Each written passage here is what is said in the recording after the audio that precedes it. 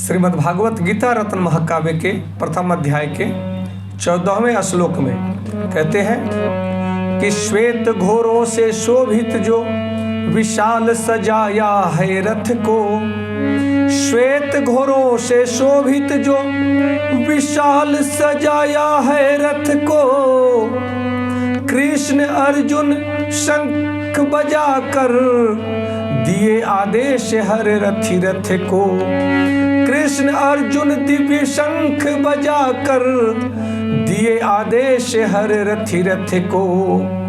कहते हैं कि दूसरी ओर से श्वेत घोरों पर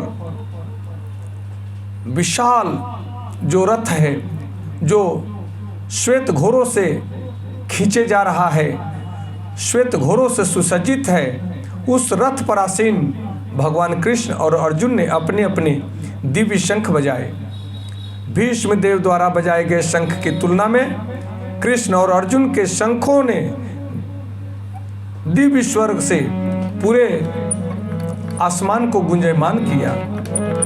और 15वें श्लोक में कहते हैं कि पांचजन्य श्री कृष्ण अर्जुन ने देवदत्त शंख बजाया है, पांचजन्य श्री कृष्ण अर्जुन ने देवदत्त शंख बजाया है, भीम ने अपना पौंड्र नामक भयंकर शंख बजाया है, संजय बोले अनंत विजय युधिष्ठिर शंख बजाए हैं।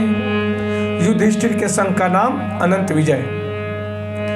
संजय बोले अनंत विजय युधिष्ठिर शंख बजाए हैं, नकुल सहदेव सुघोष मणि पुष्पक शंख बजाए हैं। नकुल ने सुघोष और सहदेव ने मणिपुष्पक शंख बजाए हैं।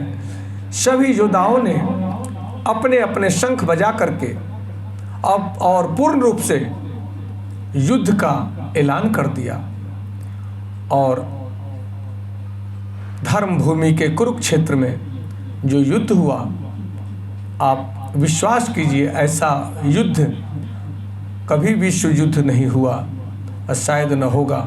संपूर्ण विश्व के राजे महाराजे दोनों पक्ष से आकर के और मर मिटने को तैयार, एक दूसरे के समर्थन में उतर करके एक पारिवारिक लड़ाई पूरे विश्व को यम के मुंह में डाल दिया। और यह अहंकार ही था जो झुकने को तैयार नहीं हुआ, थोड़ा छोड़ने को तैयार नहीं हुआ।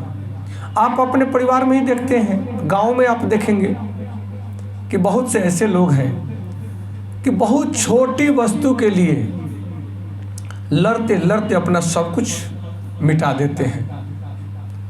जिद, अहंकार यह बहुत विनाशक है। कहाँ पे छोड़ना है, कहाँ पे अधिकार जमाना है, इसका ज्ञान भी हम सबको होना चाहिए। दूसरे के हक को छीन करके खाना, दूसरे के अधिकार को हनन करना, हड़पना बहुत महंगा पड़ता है।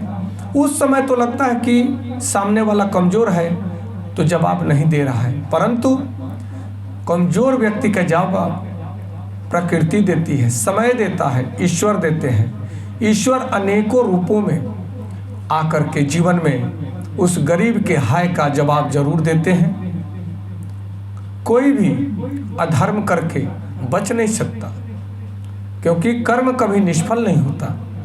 अच्छा कर्म अच्छाई देता है, बुरा कर्म बुराई देता है, और यही सुख और दुख के रूप में मनुष्य भोगता है। किसी की कृपा से, आशीर्वाद से कोई न सुखी होता है और न किसी के श्रापने से कोई दुखी होता है। आप अच्छे कार्य कर रहे हैं, कोई दूसरा आपका कितना भी बुराई करे, आपको कितना भी श्रापे, परंतु आप पर उसका कोई प्रभाव नहीं पड़ेगा, क्योंकि आप ईमानदार हैं, अच्छे कर्म कर रहे हैं, तो ईश्वर सब देख रहा है। जय श्री कृष्ण।